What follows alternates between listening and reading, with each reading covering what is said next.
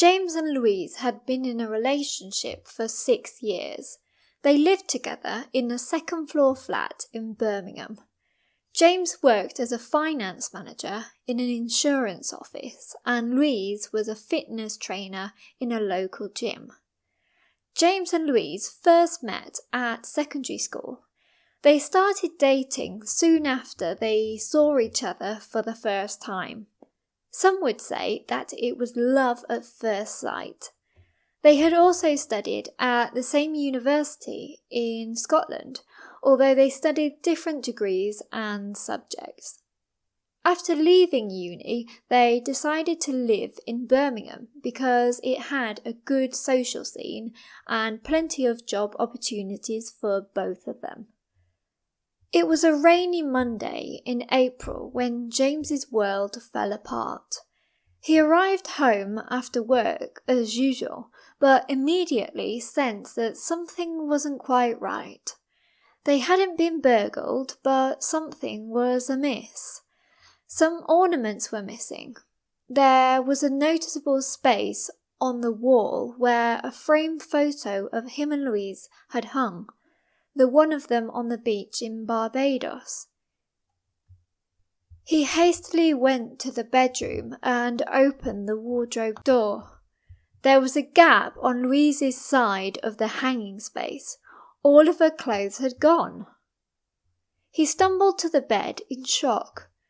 After what seemed like a long time, James went to the kitchen to make a coffee to steady his nerves, and there it was, a white envelope with his name on it. He instantly recognized the handwriting. He wanted to open the envelope, but at the same time he dreaded what he was going to find inside. All of those special moments with each other, all down the drain.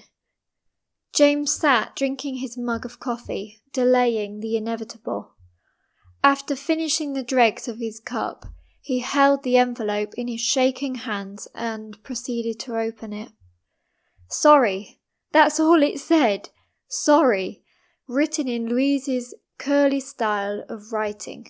No explanation, no blame, just sorry.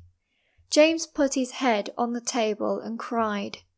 He didn't sob, it was more of a silent cry with a lot of tears that fell on the very short letter that Louise had left him. James screwed up the piece of paper and threw it at the wall. Then he went to bed and cried himself to sleep. We were a match made in heaven, he thought. How could she let me down like this? She was the love of my life. The next morning, James did all of his morning routines as usual.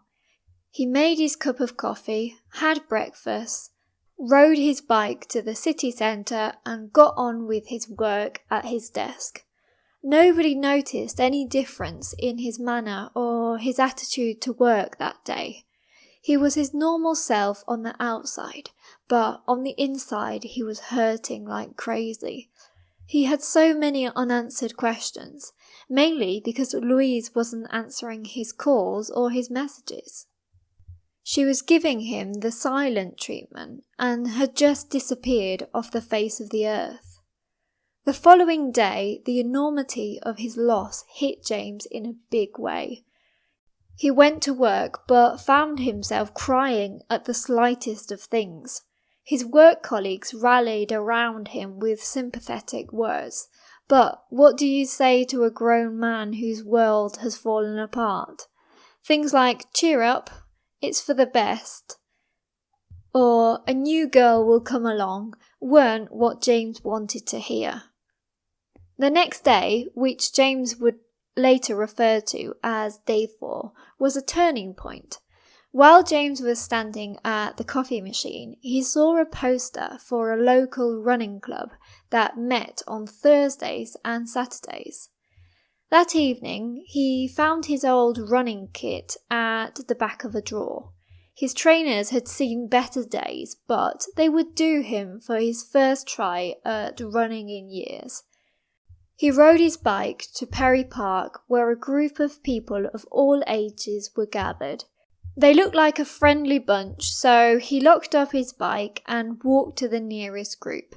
He was greeted with smiles and friendly comments, which warmed his heart, and a little bit of hurt was taken over by a good feeling that was hard to describe.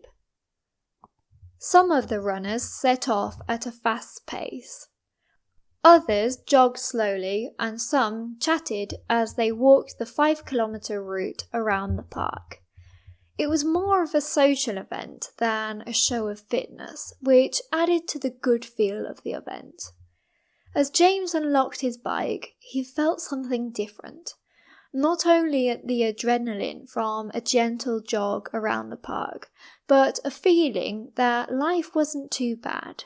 There was life after Louise, a future that he had dismissed yesterday.